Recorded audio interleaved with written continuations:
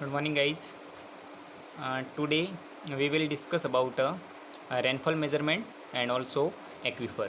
So before starting, first of all, I would explain कि अपन today कौन कौन से टॉपिक्स पर फोकस करने वाले हैं. तो फर्स्ट टॉपिक है अपना precipitation, introduction to precipitation, then rainfall, then types of rain gauge, measurement of rainfall, aquifer, types of aquifer and properties of aquifer. So first of all अपन प्रिसिपिटेशन के बारे में स्टडी करेंगे. प्रिसिपिटेशन क्या होता है? जैसे कि मैंने हाइड्रोलॉजिकल साइकिल में बताया था कि जो अपना रेन वाटर है वो इवापोरेट होता है. देन जो इवापोरेशन वाला वाटर है वो वापस रेनफॉल की फॉर्म में अपनी अर्थ सरफेस पे पहुंचता है. तो सिमिलर प्रिसिपिटेशन एक रेनफॉल ही है. तो all the form of water that reach earth surface is known as precipitation. तो प्रिसिपिटेशन को अपन एक्सप्रेस करने के लिए अपन डेप्थ वर्ड यूज़ करते हैं, यानी कि जो अपनी रेनफॉल होती है उसको मेज़र करने के लिए अपन डेप्थ में मेज़र करते हैं. ओके. अब ये जो प्रिसिपिटेशन होता है वो कितने टाइप्स का होता है? तो जो प्रिसिपिटेशन है वो 3 टाइप्स का प्रिसिपिटेशन होता है. ठीक है. जो फर्स्ट टाइप है अपना, जो फर्स्ट टाइप का प्रिसिपिटेशन है उसको अपन साइक्लोनिक प्रिसिपिटेशन कहते हैं. जो फर्स्ट टाइप है that is called cyclonic precipitation. Cyclonic precipitation कैसे होता है? तो जो साइक्लोनिक प्रिसिपिटेशन है वो एयर मास के लिफ्ट होने की वजह से होता है. यानी प्रेशर डिफरेंस से क्या होगा, जो लो एयर मास है वो हाई एयर मास की तरफ बढ़ेगा. Then air mass pressure difference के कारण जो भी अपना प्रिसिपिटेशन होता है उसको अपन साइक्लोनिक रेनफॉल कहते हैं. देन जो सेकंड आता है उसको अपन कहते हैं कॉन्वेक्टिव प्रिसिपिटेशन. जो कॉन्वेक्टिव प्रिसिपिटेशन होता है वो अपना वार्मर एयर के कारण होता है, यानी मूवमेंट ऑफ वार्मर एयर. जो अपनी गर्म हवा है उसके मूवमेंट के रेस्पेक्ट में जो भी अपना प्रिसिपिटेशन होगा उसको अपन कॉन्वेक्टिव प्रिसिपिटेशन कहेंगे. Then the next is orographic precipitation. This is the most important types of precipitation because अपने इंडिया में जो भी रेनफॉल होती है वो ओरोग्राफिक प्रिसिपिटेशन के रेस्पेक्ट में ही होती है. यानी कि जो अपने इंडिया में रेनफॉल होगी वो ओरोग्राफिक के कारण ही मेजरली रेनफॉल होती है.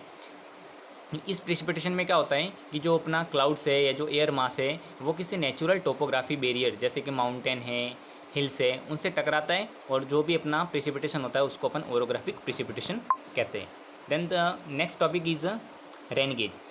रेन गेज क्या होता है? सिंपल एक इंस्ट्रूमेंट होता है जो रेनफॉल को मेज़र करने के काम आता है. तो rain gauge is a measurement device of rainfall. First types of rain gauge is recording type of rain gauge and the second type is non recording type of rain gauge. Recording type of rain gauge में क्या होता है कि जो अपन rainfall depth है वो अपन को directly मिल जाती है इंस्ट्रूमेंट से. नॉन रिकॉर्डिंग टाइप्स में अपन को ऑब्जर्वेशन लेना पड़ता है. देन अपन ग्राफ प्लॉट करते हैं, देन अपन को डेप्थ मिलती है रेनफॉल की. जो अपने इंडिया में मोस्टली नॉन रिकॉर्डिंग टाइप्स का जो रेन गेज होता है उसको अपन सीमंस टाइप्स रेन गेज कहते हैं.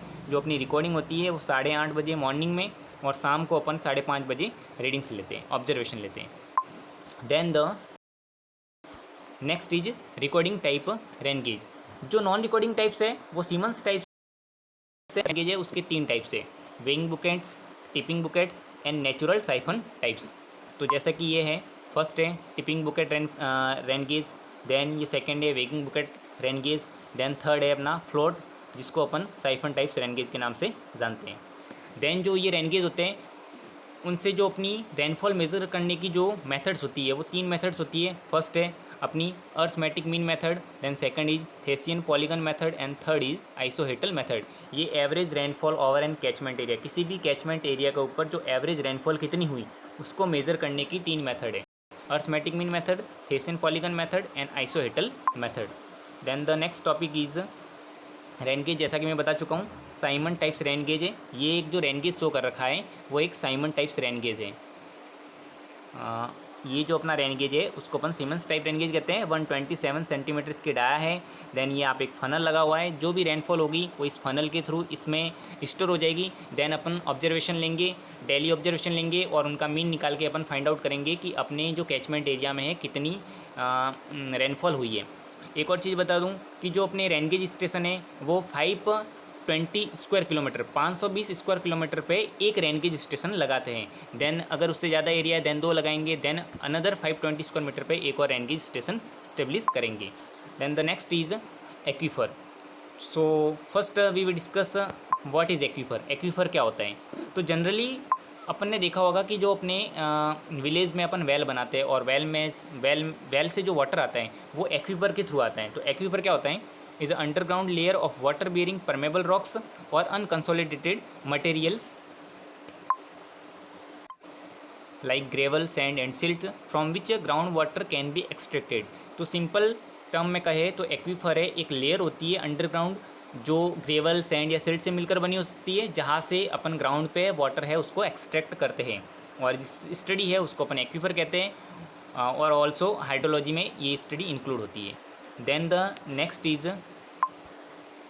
ये सिंपल एक डायग्राम शो कर रखा है एक्वीफर का। ये अपना आर्टिशियन वेल है, यानी कि अपना जो वेल है जहाँ से अपन को वाटर है वो एक्सट्रैक्ट करना है। देन ये अपनी वाटर टेबल है, ग्राउंड वाटर टेबल। देन ये एक एक्वीफर है, इस तरह का एक्वीफर होता है। यहाँ पे पोरस परमेबल लेयर भी हो सकती है, परमेबल लेयर भी हो सकती है, depending upon types of aquifer. ये एक्वीफर है, यहाँ से ये जो है वाटर है इस वेल में डिस्चार्ज होगा, देन अपन पंप के थ्रू इस वाटर को क्या कर देंगे, एक्सट्रैक्ट कर देंगे। तो इस तरह का एक्वीफर होता है। देन टाइप्स ऑफ एक्वीफर कि एक्वीफर कौन कौन से टाइप्स के होते हैं। तो there are 2 types of aquifer, 2 types के एक्वीफर होते हैं, unconfined aquifer and confined aquifer. तो first we will discuss about unconfined aquifer. Unconfined aquifer क्या होता है, जनरली ये सैलो डेप्थ पे होते हैं और sometimes also called water table और phreatic aquifer because their upper boundary is the water table. जो अनकन्फाइंड एक्वीफर होते हैं वो सैलो डेप्थ पे होते हैं और जो उनकी अपर लेयर होती है वो जनरली वाटर टेबल को शो करती है, ठीक है। और इसमें क्या होता है कि जो डायरेक्टली ये जो एक्वीफर है वो वाटर को डायरेक्टली रेनफॉल से भी रिसीव कर सकते हैं, इनको अपन अनकन्फाइंड एक्वीफर कहते हैं। Then the next is confined aquifer. Confined aquifer क्या होता है, जो जनरली ग्रेटर डेप्थ पे होता है, water bearing substrata that is bounded above and below by formation of impermeable और रिलेटिवली इम्परमेबल सॉइल और रॉक्स। इनकी जो लेयर होती है वो रिलेटिवली रॉक्स या सॉइल से मिलकर बनी होती है, यानी परमेबल भी हो सकती है और इम्परमेबल भी हो सकती है, also known as artesian aquifer. और दूसरे अनदर टाइप्स होते हैं, जैसे एक्वीफर होता है, देन एक्वीक्लोड होता है, देन एक्वीफॉल्स होता है, एक्वी फ्यूज होते हैं, ये बहुत सारे अलग अलग के टाइप्स होते हैं। देन प्रॉपर्टीज़ ऑफ एक्वीफर। तो प्रॉपर्टीज़ क्या होगी एक्वीफर की, उसकी पोरोसिटी होगी उसकी कुछ। तो फर्स्ट प्रॉपर्टी है पोरोसिटी, देन स्पेसिफिक यील्ड, कितने अमाउंट ऑफ वाटर अपन उससे निकाल सकते हैं, देन स्पेसिफिक रिटेंशन है, स्टोरेज कैपेसिटी उसकी क्या है, उसकी परमेबिलिटी क्या है, परमेबिलिटी का मतलब है वाटर को एब्जॉर्ब करने की उसकी कैपेसिटी, उससे कितना वाटर है वो परमेबल यानी कि पास हो सकता है, देन ट्रांसमिसिबिलिटी। तो ये सारी एक्वीफर्स की कुछ प्रॉपर्टीज़ होती है। तो गाइस तो आज के लेक्चर में अपन ने सबसे पहले अपन ने रेनफॉल को कैसे मेज़र करते हैं, रेनफॉल को मेज़र करने के कौन कौन से इंस्ट्रूमेंट काम में लेते हैं उसके बारे में अपन ने पढ़ा। देन अपन ने एक्वीफर के बारे में पढ़ा, टाइप्स ऑफ एक्वीफर, और कौन कौन से कन्फाइंड अनकन्फाइंड एक्वीफर के बारे में, उसमें कौन कौन सी प्रॉपर्टीज़ होती है। So in next lecture we will discuss about Lacey and Kennedy theory of a channel. आज के लेक्चर में अपन ने एक्वीफर्स और रेनफॉल मेजरमेंट्स वाला टॉपिक कवर करा है। नेक्स्ट लेक्चर में मैं तुमको लेसी और कैनेडी थ्योरी की डिज़ाइन पढ़ाऊँगा। Okay, thank you.